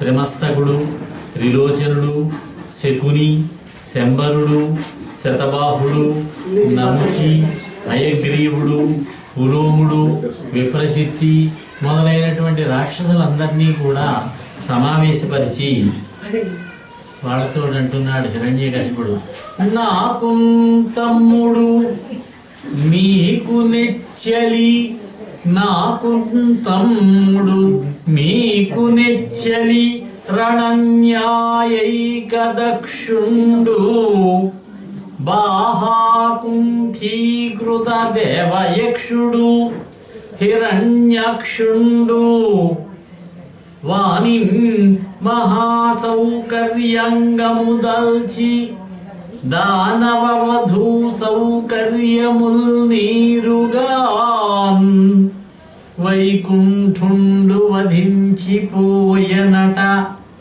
ఈ వార్తాస్థితిన్ వింటిరే. నాయకులారా, మీరు ఈ వార్తను విన్నారా? మిత్రులారా, వైకుంఠవాసి అయినటువంటి ఆ విష్ణువు మొన్న సోదరుడైనటువంటి హిరణ్యాక్షుణ్ణి సంహరించాట. నాకు సోదరుడు, మీకు మక్కువ కలిగినటువంటి స్నేహితుడు అయినటువంటి హిరణ్యాక్షుడు సామాన్యుడా? యుద్ధధర్మ మర్మజ్ఞుడతడు. బాహుబలంతో దేవ యక్షగణాలను నిర్వీర్యులం చేసినటువంటి మహాపరాక్రమశాలి. అటువంటి హిరణ్యాక్షుణ్ణి హరి ఒక వరాహంగా వచ్చి వధించాట. అతని యొక్క అంతఃపుర కాంతల యొక్క భార్యల యొక్క సౌభాగ్యాలను హరించి వేశాడట. ఆ హరి ఎక్కడ ఉన్నా సరే అతన్ని నేను పట్టి వధిస్తాను. నేను వనముల నుండచొచ్చు మునివర్గములోపల గోణిగాడు, సంజనన మెరుంగరెవ్వరును జాడవకింతయు లేదు, తన్నుడాసిన మరిడాయు వెంటబడి చిక్కగ చిక్కడు, వీని నొక్క కీలున మనమెల్ల లోబడ పట్టుకునంగవచ్చునే. ఆ వరాహము, ఆ విష్ణువు మాయలాడు, మహామాయగాడు. నీళ్లలో ఉంటాడు. శ్రీ మహావిష్ణువు యొక్క స్తుతి చేస్తున్నాడు తనకు తెలియకుండా. నీళ్లలో ఉంటాడు అతను. అడవుల్లో దాక్కుంటాడు. మునుల సమూహంలో చొరబడి ఉంటాడు. మునుల మనస్సుల్లో ఉంటాడట పరమాత్మ. వాని పుట్టుపూర్వోత్తరాలు ఎవరికీ తెలియవు. భగవంతుని యొక్క పుట్టుకేమిటి అవి ఎవరికి తెలుస్తాయి కనుక ఎక్కడి వాడో కూడా ఎవరికీ తెలియదు. మనం ఎదుర్కొంటే అతను కూడా ఎదుర్కొంటాడు. మనం వెంటపడ్డప్పుడు ఎప్పటికీ కూడా అలసిపోడతను, మనకి దొరకడు. కాబట్టి మనం ఏదో ఒక మాయ ప్రయోగించాలి. అతనికి మనం లోబడకుండా జాగ్రత్తగా అతను మనకి లోబడే విధంగా పట్టుకోవాలి. అది సాధ్యమేనా? భుజశక్తి నాతోడ పోరాడగాలేక, మున్నీట మునిగిన మునుగుగాక, అలయించి అలయించి పెనగనా అలయించి పెనగా ఆ అచల సంభ్రమమున కెరగి వెన్నిచ్చిన ఇచ్చుగాక జగడంబు సైపక సౌకర్యకాంక్షియై ఇలా క్రింద ఈగిన ఈగుగాక క్రోధించి అడుగాక కొంత పౌరుషమున హరిభంగి అడరిన అడరుగాక కఠిన శూలధార కంఠంబు విదళించి వాని సోణితలమున వాడి మెరసి మత్సహోదరునకు మహితర్పణము చేసి మెరసి వత్తు మీకు మేలు తెత్తు.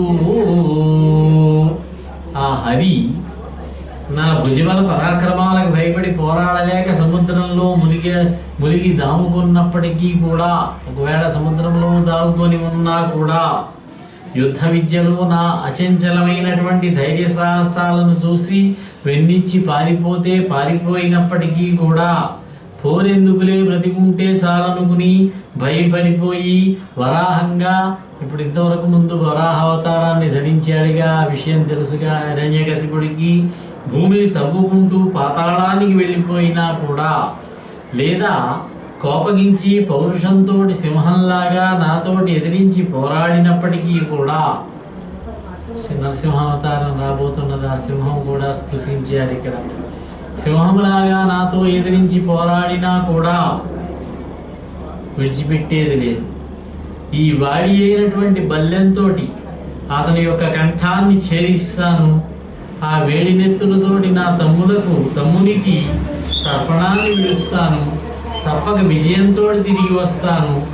మీకందరికీ కూడా మేలు చేస్తాను. నేను శ్రీహరిని నేను వధిస్తాను. శ్రీహరి మరణిస్తే తర్వాత జరగబోయేది ఏమిటంటే, ఒక వృక్షం కూలిన తర్వాత ఎండిపోయేటటువంటి కొమ్మలిలాగా విష్ణువును సంహరించిన తర్వాత దేవతలంతా కూడా, ఇంద్రుడు మొదలైనటువంటి దేవతా ప్రముఖులంతా కూడా యుద్ధంలో ఓడిపోతారు.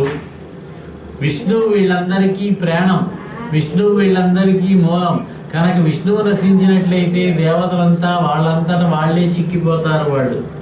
వాళ్ళ పని శూన్యమైపోతుంది.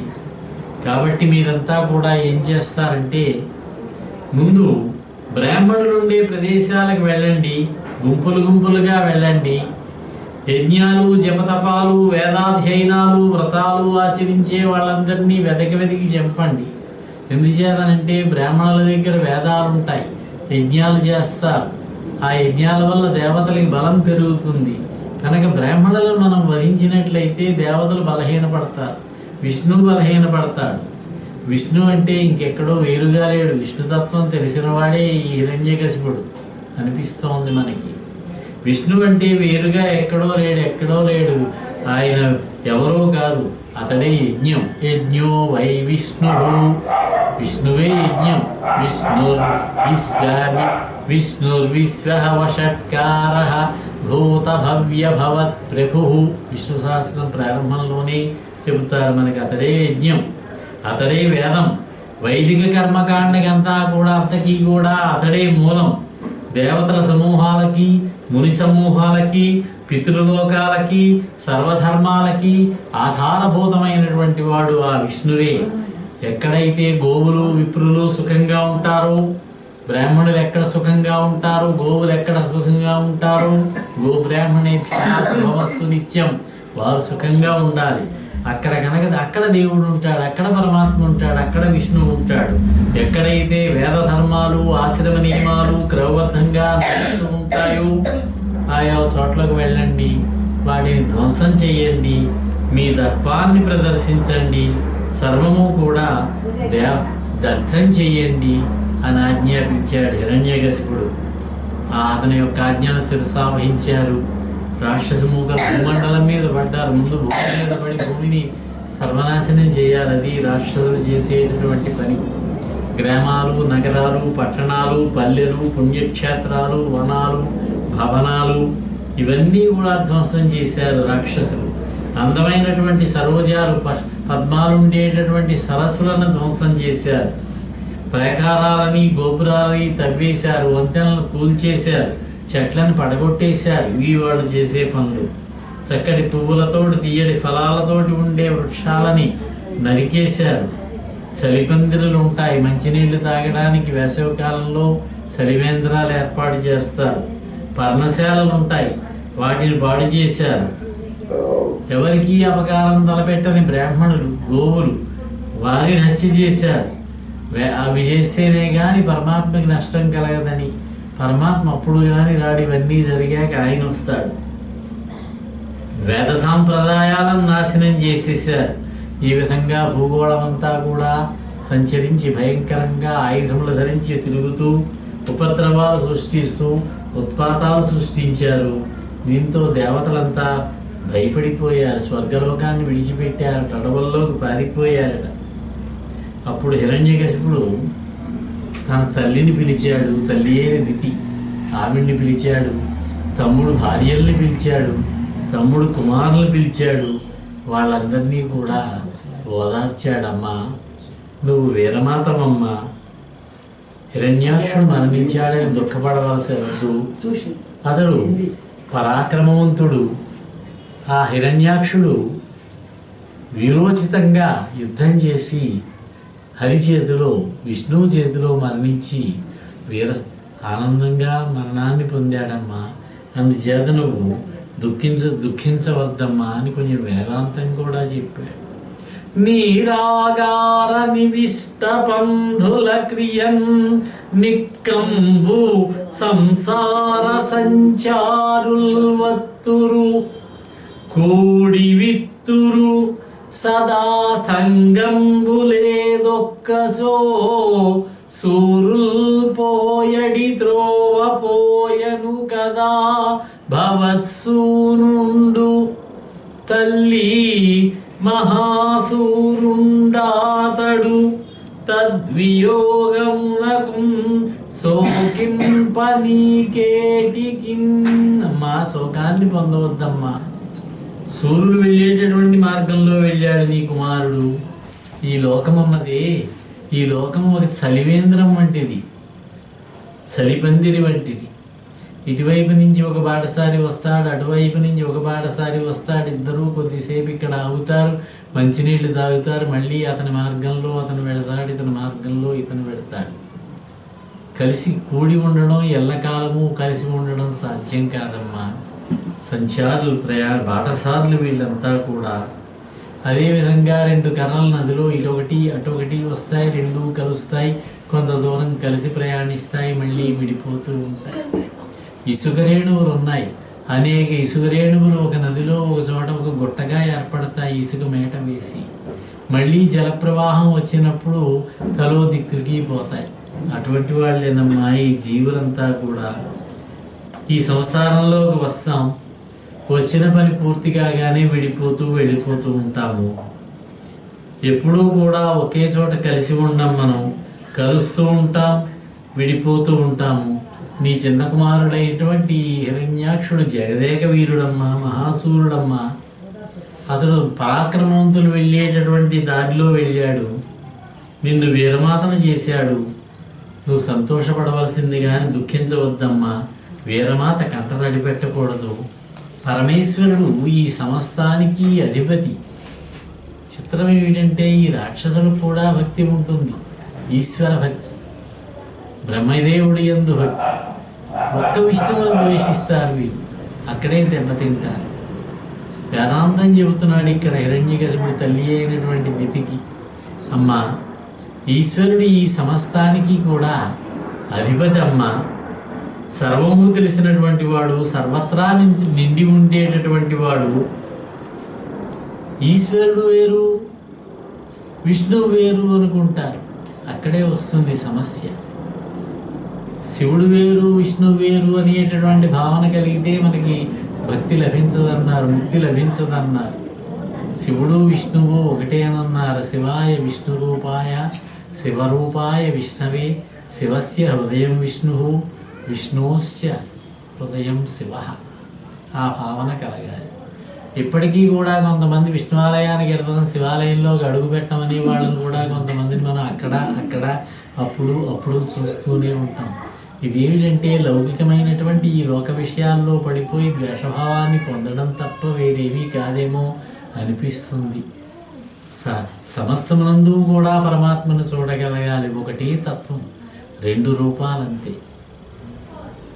ఒక ఆయన అంటాడు, సర్వం విష్ణుమయం జగత్ అన్నాడు. విష్ణు భక్తులంతా ఆనందపడ్డారు. ఈ విశ్వం అంతా కూడా విష్ణువేట, మొత్తమే విష్ణు అంతా నిండి ఉన్నాడు, మరి అటువంటిప్పుడు శివుడు ఎక్కడ ఉన్నాడండి అన్నారట. ఇంకో పాదంలోకి వెళ్ళినట్టయితే సర్వం విష్ణుమయం జగత్ తథాపి శివమయో విష్ణు, విష్ణువంతా శివుడే. మళ్ళా సర్వము కూడా విష్ణుమయమైనట్లయితే ఆ విష్ణు అంతా శివుడే. శివ విష్ణు అభేదం. మళ్ళీ విష్ణువు ఒకటే తత్వం, రెండు రూపాలు, నరుడు నారాయణుడు. నరనారాయణావతారం రూపాలు రెండైనా ఒకటే తత్వము. శ్రీ మహావిష్ణువు యొక్క 21 అవతారములలో ఒక అవతారం నరనారాయణ అవతారం. వాళ్ళే నరుడు అర్జునుడిగా, నారాయణుడే విష్ణువుగా, కృష్ణుడుగా ద్వాపరయుగం చివరి ప్రాంతంలో భూలోకంలో అవతరించి దుష్ట శిక్షణ కార్యక్రమాన్ని నిర్వర్తించారు. ఆ ప్రభువు పరమాత్మ నిత్యుడు, సత్యుడు, నిర్మలుడు, ఆది అంతము లేనటువంటి వాడు, ఆత్మస్వరూపుడు. ఆ ప్రభువు నిరంతరము కూడా తన మాయా ప్రవర్తన చేత మహిమలతోటి త్రిగుణాలను కల్పించుకుంటాట, సత్వరజస్తమో గుణాలను. ఆ గుణ సంయోగం వల్ల వినోదంగా లింగ శరీరాన్ని ధరిస్తాడు. చెట్లు ఉంటాయి, కదలకుండా ఉంటాయి. ఆ పక్కనే గట్టు మీద ఉన్నాయి చెట్లు, పక్కనే సరోవరంలో ఉన్న నీరు కదులుతుంటే ఈ చెట్లు కూడా కదులుతున్నట్టుగా కనిపిస్తాయి మనకి. అదేవిధంగా భ్రమతో నిండినటువంటి కళ్ళకి భూమి కదులుతూ ఉన్నట్టుగా కనపడేటటువంటి విధంగా భావ వికారములు లేనటువంటి, ఏ విధమైనటువంటి వికారములు లేనటువంటి ఆత్మస్వరూపుడైనటువంటి ఆ భగవంతుడు చెలించేటటువంటి మనస్సు గల వాళ్ళే కదులుతూ ఉన్నట్టుగా, కదిలేవాళ్ళగా కనిపిస్తాడు. కానీ ఆ దేవుడు అచంచలుడమ్మా అని చెబుతూ హిరణ్యకశిపుడు తల్లిని ఓదారుస్తూ తత్వాన్ని చెబుతూ సుయజ్ఞోపాఖ్యానము అని ఒక ఉపాఖ్యానాన్ని చెప్పాడు. యముడు బాలుడు వేషంలో వచ్చి యముడు చెప్పాడట ఈ సుయజ్ఞోపాఖ్యానాన్ని. అది కూడా ఇక్కడ ఇచ్చారు. ఈ ఉపాఖ్యానం అంతా చెప్పి, అమ్మా నీవు దుఃఖపడవద్దు అని తల్లిని ఓదారిస్తే హిరణ్యాక్షుని యొక్క భార్యలు తల్లి అయినటువంటి దితి దుఃఖాన్ని విడిచిపెట్టారు, స్వాంతన పొందారు, బయలుదేరి వెళ్ళారు. తర్వాత హిరణ్యకశిపుడు విష్ణువుని జయించాలి, దేవలోకాన్ని ఆక్రమించుకోవాలి. ఇవి కావాలంటే శక్తులు కావాలి, శక్తులు కావాలంటే తపస్సు చేయాలి. ఎవరి గురించి తపస్సు చేయాలి అంటే పితామహుడు బ్రహ్మన్నాడు. బ్రహ్మదేవుడు తాతయ్య అవుతాడు ఈయనకి. ఏ విధంగా అంటే బ్రహ్మదేవుడు మనస్సంకల్పం చేత సృష్టి కార్యక్రమాన్ని ప్రారంభించేటప్పుడు ఆరుగురు మహర్షులను సృష్టించాడు. వాళ్ళు మనువులు అన్నారు. మరీచి, అత్రి మొదలైన వాళ్ళు, పులస్యుడు, పులహుడు, క్రతువు మొదలైన వాళ్ళు 6 సృష్టించారు. అందులో వాళ్ళంతా బ్రహ్మమానసపుత్రులే. వాళ్ళు మనువులు, ప్రజాపతులు అన్నారు. వాళ్ళని ప్రజా సృష్టి చేశారు కాబట్టి వాళ్ళని ప్రజాపతులు అన్నారు. అందులో మరీచి యొక్క కుమారుడు కశ్యపుడు, కశ్యపుని యొక్క కుమారుడే మన హిరణ్యకశిపుడు. కాబట్టి బ్రహ్మ యొక్క మనవళ్ళెక్కే. బ్రహ్మదేవుడి కోసం తపస్సు చేయాలని నిర్ణయించుకున్నాడు. భృగువు, దక్షుడు మొదలైనటువంటి ఋషులను వెంట పెట్టుకున్నాడు. మందర పర్వతం దగ్గరికి వచ్చాడు. అక్కడ తపస్సు చేయడం ప్రారంభించాడు. భీకరమైనటువంటి తపస్సు చేస్తున్నాడు. హిరణ్యకశిపుడు మందర పర్వతం మీదకి వచ్చి అక్కడ తపస్సు చేస్తూ ఉన్నాడు. శరీరం మాత్రం శల్యావశిష్టుడయ్యాడు, ఎముకలు మాత్రం మిగిలాయట. భయంకరమైనటువంటి తపస్సు. అతని తపస్సు వల్ల పుట్టినటువంటి అగ్నితోటి లోకాలన్నీ కూడా భయపడిపోతూ ఉన్నాయట. అదిరెన్ కుంభిని సాద్రియై, భూమితో కూడా భూమంతా కూడా భయపడిపోయిందట. శిరోభాగం నుంచి పొగలు లేచాయట, అగ్నిజ్వాలలు చెలరేగాయట, ఆకాశమంతా వ్యాపించాయట, భూమండలం పర్వతాలతో సహా అదిరిపోయిందట. అదిరెన్ కుంభిని సాద్రియై కలగే ఏడంభోనిధుల్, సముద్రాలన్నీ కూడా కలిగిపోయాయట, సప్త సముద్రాలు కూడా సుళ్ళు తిరిగాయట. తారకల్ సెదరెన్, చుక్కలు చెదిరిపోయాయట. సగ్రహ సంఘలై దిశలు విచ్ఛిన్నంతలై మండే, దిక్కులు గ్రహాలతో సహా చిన్నాభిన్నములై మండిపోయాయట. పెల్లదరెన్ గుండెలు జంతు సంతతికి, ప్రాణులన్నిటికీ కూడా గుండెలు అదిరిపోయాయట.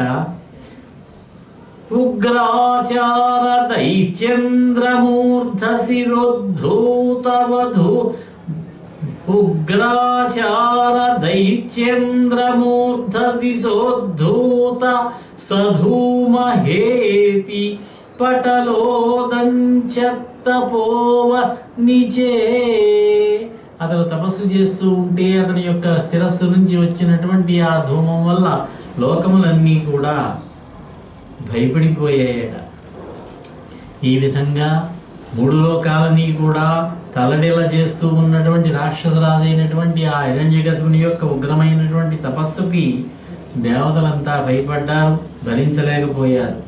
వెంటనే స్వర్గలోకాన్ని విడిచిపెట్టి ఇంద్రుడి నాయకత్వంలో అంతా కలిసి బయలుదేరి బ్రహ్మలోకానికి పరిగెత్తారట. బ్రహ్మదేవుడి దగ్గరికి వెళ్ళి తమ యొక్క బాధను చెప్పుకున్నారు. మహాత్మా బ్రహ్మదేవ, హిరణ్యకశిపుడు ఘోరమైనటువంటి తపస్సును చేస్తున్నాడు. ఆ తపస్సు యొక్క వేడిమికి మేము ఎవరమూ కూడా తట్టుకోలేకపోతున్నాము. కోలాహలం అయిపోయింది స్వర్గలోకం అంతా కూడా. ఆ స్వర్గలోకంలో ఇంక ఉండలేకుండా ఉన్నాము, భయంగా ఉన్నది, మాకు వేరే గతి లేదు, నీవే మాకు శరణము. ఇందులో సందేహం ఏమాత్రమూ లేదు, ప్రళయం ఏదో ముంచుకొస్తోందేమో అనిపిస్తోంది. ముల్లోకాలని కూడా సంహారం చేయడానికో, లేకపోతే అమరులను అణిచివేయడానికో, లేదా వేదశాస్త్రాలను నాశనం చేయడానికో ఆ హిరణ్యకశిపుడి యొక్క ఆలోచన ఏమిటో కానీ, అతని యొక్క లక్ష్యం ఏమిటో కానీ భయంకరమైనటువంటి తపస్సును తలపెట్టాడు ఆ హిరణ్యకశిపుడు. లోకాలన్నీ నాశనం అవ్వకుండా ఈ తపస్సును విడిచిపెట్టాడా లేదా అతన్ని చూస్తూ ఉంటే, పరమాత్మ బ్రహ్మదేవ, దీనికి ఏదో ఒక ప్రతీకారాన్ని ఆలోచించాలి, ఏదో ఒక ప్రతిక్రియని ఆలోచించవలసి ఉన్నది. నీవే మాకు దిక్కు, మమ్మల్ని నీవే రక్షించి కాపాడాలి. మహనీయమైనటువంటి తపోబలంతో ఈ జగత్తునంతా కూడా నిర్మాణం చేసి దేవాధీశుల కంటే గొప్ప పేరు ప్రతిష్టలు సంపాదించావు. నువ్వు సృష్టికర్త అనేటటువంటి పేరును పొంది ఉన్నావు. నువ్వు ఆ హిరణ్యకశిపుడు తపో నిష్ఠా మహిమ చేత ప్రస్తుతం ఉన్నటువంటి నీ చేత సృష్టించబడినటువంటి ఈ జగత్తును నాశనం చేసి ఇంకో కొత్త ప్రపంచాన్ని ఏదో సృష్టించాలని ఏదో ప్రయత్నం చేస్తున్నాడేమో అనిపిస్తూ ఉన్నది. ఈ శక్తి తన యొక్క తపోబలంతో సంపాదించుకోవాలని అనుకుంటున్నాడు అనిపిస్తోంది. అంతేకాకుండా కాలాధీనులైనటువంటి జీవులకు శాశ్వతత్వం లేకపోవడం వల్ల ప్రాణులు పుట్టినటువంటి ప్రతి ప్రాణి మరణిస్తాడు. కాబట్టి తన యొక్క తపోమహిమ చేత, తపోబలం చేత, సమాధి బలం చేత ఆ హిరణ్యకశిపుడు తాను శాశ్వతత్వాన్ని సంపాదించాలని, మరణం లేనటువంటి జీవితాన్ని పొందాలని పట్టుదలతో ఉన్నాడేమో అనుకుంటున్నాము. కాబట్టి బ్రహ్మదేవా, ఇంకొక విషయం కూడా అనిపిస్తున్నది మాకు. ఆ హిరణ్యకశిపుడు ఈ తపస్సు చేసి, భయంకరమైనటువంటి తపస్సు చేసి నీ స్థానాన్ని లాక్కుంటాడేమో, బ్రహ్మపీఠాన్ని అధిష్ఠిస్తాడేమో అనిపిస్తున్నది. నీ యొక్క అపార సంపదని, ఐశ్వర్యాన్ని, విజయ సంపదని బహుశా లాక్కుని లోకాల పాలు చేసేస్తాడేమో. కాబట్టి వెంటనే ఆ రాక్షసుని తపస్సును నివారించవలసింది, లోకాలను రక్షించవలసినది. అని దేవతలంతా కూడా బ్రహ్మదేవుడిని ప్రార్థిస్తే బ్రహ్మదేవుడు మీ యొక్క సమస్యను నేను తీరుస్తాను, భయపడవలదు అని వారికి అభయమిచ్చి భృగువు దక్షుడు మొదలైనటువంటి మునీశ్వరులను వెంట పెట్టుకుని మందర పర్వతం మీదకు వచ్చాడు. ఆ మందర పర్వతం మీద ఒక ప్రదేశంలో కాస్త మాత్రంగా ఎముకలై మిగిలాయట. కృతయుగంలో ఎముకలు ఉన్నా కూడా అస్థి ఉన్నా కూడా ప్రాణం ఉంటుందట. కలియుగం వచ్చేసరికి శ్వాస ఉన్నంత వరకే ప్రాణం ఉంటుంది. తర్వాత శరీరం పతనమైంది అంటే ఇంక దాన్ని బయటికి చేర్చవలసిందే, చేర్చకపోతే వాసన వస్తుందన్నారు. అదే శరీరం ఉన్నంత వరకు ప్రాణం ఉంటుందట తెరతాయుగంలో. అందుచేతనే నూనెలో పెట్టి భద్రపరిచారు దశరథుడి యొక్క శరీరాన్ని భరత శత్రుఘ్నులు వచ్చే వరకు కూడా.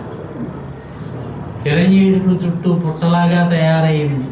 ఆ పుట్ట మధ్యలో కూర్చుని తపస్సు చేసుకుంటూ ఉన్నాడు. అటువంటి హిరణ్యకశిపుడిని చూశాడు బ్రహ్మదేవుడు, ఆశ్చర్యం చెందాడు. ఆశ్చర్యం చెందిన ఇలా అంటున్నాడు బ్రహ్మదేవుడు, రాక్షసరాజా హిరణ్యకశిప, నీలాగా ఈ విధంగా ఉగ్రమైనటువంటి తపస్సు చేసిన వారు ఇంతకు ముందు ఎవరూ లేరయ్యా. పూర్వకాలంలో ముందు కాలంలో కూడా ఎవరు ఉండబోరు. నీ తపస్సమాధి నిష్ఠకి చాలా సంతోషించాను నేను. దానవరాజా, నీకేం వరం కావాలి? కోరుకోవలసినది అనుగ్రహిస్తాను అన్నాడు. అసంఖ్యాకముగా ఈగలు మూగేస్తున్నాయి, చీమలు పట్టేశాయి. నీ శరీరంలో ఉన్నటువంటి మాంసము, మధ్య, రక్తము ఇవన్నీ కూడా పీల్చి పిప్పి చేసేసాయి. నీవు చిక్కిపోయావు, శల్యావశిష్టుడు అయిపోయావు. నీ మీద పుట్టలు పెరిగాయి, వెదుళ్ళు మొలిచాయి. అయినా కూడా నువ్వు చెలించలేదంటే నిర్మలమైనటువంటి నీ మనోనిగ్రహం ఎంత గొప్పదో తెలుస్తోందయ్యా. నువ్వెంతటి స్థితప్రజ్ఞుడివో తెలుస్తూ ఉన్నది. నీ ప్రాణాలు ఎలా నిలబడ్డాయా అని ఆశ్చర్యంగా ఉన్నది.